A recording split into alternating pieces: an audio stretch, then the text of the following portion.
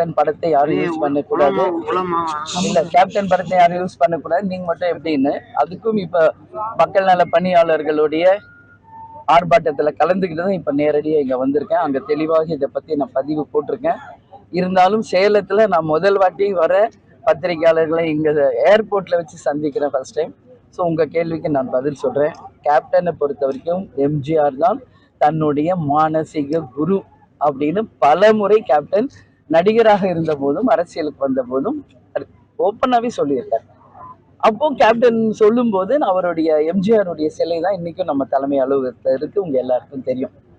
அப்போ நான் என்ன சொல்றேன், கேப்டன் தான் எங்களுடைய மானசீக குரு, அரசியலில் எங்கள் மானசீக குரு கேப்டன் தான் அப்படின்னு சொல்லட்டும். சொல்றவங்களுக்கு படம் போடலாமா என்று கேட்கட்டும், அப்ப நாங்க அனுமதி கொடுக்குறோம். வெறும் எதுவும் சொல்ல மாட்டாங்க, வெறும் போஸ்டர்லயும் பேனர்களையும் மட்டும் யூஸ் பண்ணா அதுக்கு நாங்க மறுப்பு சொல்லியிருக்கோம். ஏன்னா கேப்டன் கட்சின்னு ஒண்ணு இருக்கு. இன்னைக்கு நாங்களும் இன்னைக்கு ஒரு அரசியல் கட்சி இல்லையா?